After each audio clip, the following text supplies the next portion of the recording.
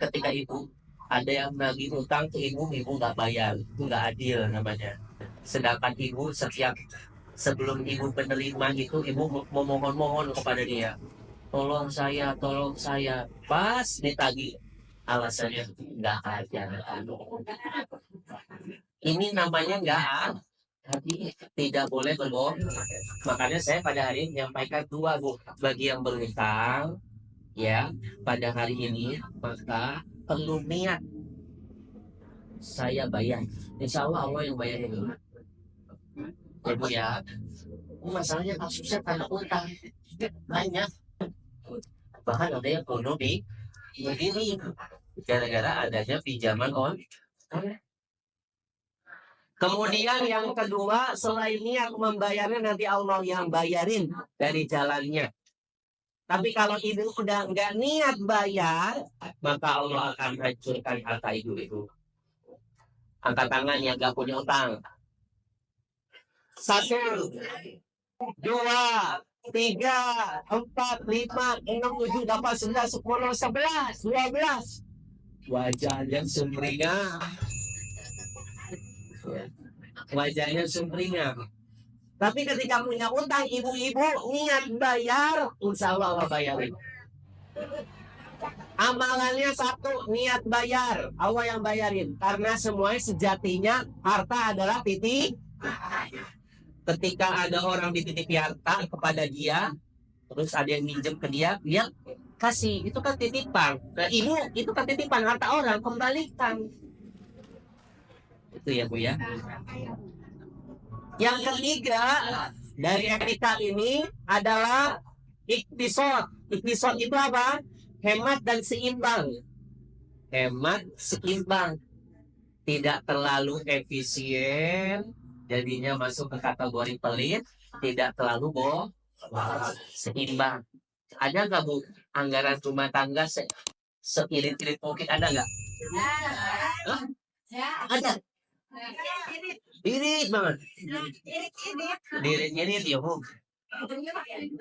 Ya. Kadang-kadang kalau seandainya ya, khusus ini untuk sesuatu yang baik ya Bu ya, Allah beri lagi ya Bu ya. Ibu nyenengin anak, tapi untuk kebaikan ya Bu ya. Kemudian beli buat keluarga masakan yang terbaik, gizi yang terbaik, Allah beri lagi. Ini masalah akidah kita bahwa Allah yang memberi rezeki. Tinggal kita hemat dan seimbang, tidak berlebihan, tidak terlalu sampai orang-orang di dalam rumah tangga makannya ini lagi, karena nabungnya besar. Pendapatan 1 juta, nabung 700.000. Aduh, ini mah nggak seimbang. Nabung itu 10% aja, jangan terlalu berlebihan. Yang penting nabung. Jangan ibu-ibu nabung tapi nggak makan. Itu hasil dari apa namanya? Pengeluaran ABCD, baru ada tabungan. Ini kadang-kadang nabungnya tega, banyak, tapi besok makannya enggak. Harus seimbang. Ya makanya tadi harus seimbang. Tidak terlalu berlebihan sampai boros dan tidak terlalu irit, bisa dibilang pelit. Jangan-jangan buat orang lain, buat aja masih. Iya enggak. Buat orang lain itu nomor 3 Bu. Setelah keluarga, bayar hutang. Yang ketiga apa Bu? Kalau ada lebihnya ngasih saudara, ya kan? Sedekah. Setuju apa enggak? Alhamdulillah. Jadi kita perlu tanzim, perlu atur pemasukan dan pengeluaran. Yang keempat, hindari riba dan syubhat. Sekali lagi ibu-ibu, ini musuh keuangan keluarga. Jauhi kalau pengen tentram. Banyak rumah tangga yang gagal karena faktor ekonomi. Suami tiba-tiba ditagih, istrinya mengambil A, B, C, D, nggak tahu. Tiba-tiba ada saja 10 juta. Repot nggak Bu? Besok lebaran repot. Ya kan? maka perlu adanya pengaturan dengan pengelolaan yang baik. Hindari ini Bu, karena Allah menghalalkan jual beli dan melarangkan riba. Yang riba yang bagaimana? Riba itu adalah tambahan yang dipastikan. Ibu minjem 1 juta, so pengembaliannya 2 juta, itu nggak boleh. Nah, ya, oke. Kalau minjem ya sudah, pengembaliannya sama. Tapi beda lagi sama jual beli ya Bu ya.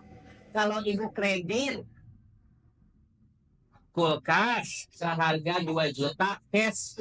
Kalau di kredit ada 2.500.000, itu boleh. Itu boleh. Karena yang ibu terima adalah barang, bukan uang. Paham tidak Bu? Ya, hindari itu, insya Allah berkah. Tanya tuh, Bu Juari yang gak punya utang sih, gimana tuh Bu Juari? Kelihatannya makan terus merdeka. Tapi saya bilang katakan boleh berutang boleh. Tapi ibu-ibu harus niat mengembalikan dan mampu bayar. Ya Bu ya, mampu jauhi praktek ketidakjelasan goror. Itu. Ya Bu, harus jauhi. Judi, nah ini sekarang ada judi ya. Judi online ya Bu. Suaminya gimana Bu, aman dari judi online? Anak-anak aman dari judi online? Karena kadang-kadang anak-anak main gini, judi online. Dia itu main. Hati-hati ya Bu ya. Main HP, ternyata judi slot gitu ya. Hati-hati ini. Taruhan ya. Hati-hati ya Bu ya. Nah, saya nitip ini biar insya Allah kalau sudah kita jauhi perkara subhat, riba, judi, insya Allah berkah. Keuangan keluarga berkah. Hindari berlebihan. Kendalikan gaya hidup konsumtif. Ini yang suka belanja nih ke pasar, mau beli A malah A B C D. Hati-hati ya Bu ya. Kalau beli kerudung udah kerudung aja. Jangan konsumtif. Ini beli A B C D yang nggak bisa dikontrol itu kan kadang-kadang keinginannya ini. Butuhnya 1, inginnya beli di 3. Betul apa tidak? Hindari. Bedakan mana butuh, mana ingin. Butuh sama ingin. Ya, butuhnya mobil 1, inginnya 2, berarti butuh. Anaknya banyak, misalnya, ya kan? Ini perlu dibedakan mana kebutuhan, mana keinginan. Terangkan prinsip cukup. Cukup ya Bu ya. Cukup sama bersyukur. Dah cukup. Dan cukup. Kona'ah, syukur. Itu perlu. Ya Bu ya. Insya Allah pulang dari sini suaminya bahagia. Karena ibu-ibu syukur. Kona'ah, cukup. Tidak ngambek. Bersyukur sama suami. Habis ini banyak yang nanya ini. Pasti. Ya, masalahnya suaminya, masalahnya. Ya, bersyukur. Itu adalah anugerah dari Allah buat ibu-ibu. Suami yang terbaik dari Allah. Ya. Terus kemudian tanggung jawab belanja, ya Bu ya. Tanggung jawab harus tahu pilih belanjanya untuk apa, manfaat atau tidak. Jangan sekedar belanja, harus tanya, ini halal tidak, manfaat tidak buat di rumah. Ini kadang-kadang kan belanja hanya ngikuti tren. Ya Bu ya, ganti tas ganti apa lagi? Baju, ya nggak apa-apa kalau baju mah. Kebutuhan pokok ya, nggak apa-apa. Apa kan?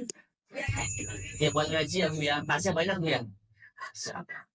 Kalau dikasih nggak apa-apa Bu ya, nggak apa-apa. Kalau beli ini ikutin tren jangan. Jangan lupa ada dana infak sedekah wakaf ya Bu ya, untuk keberkahan harta.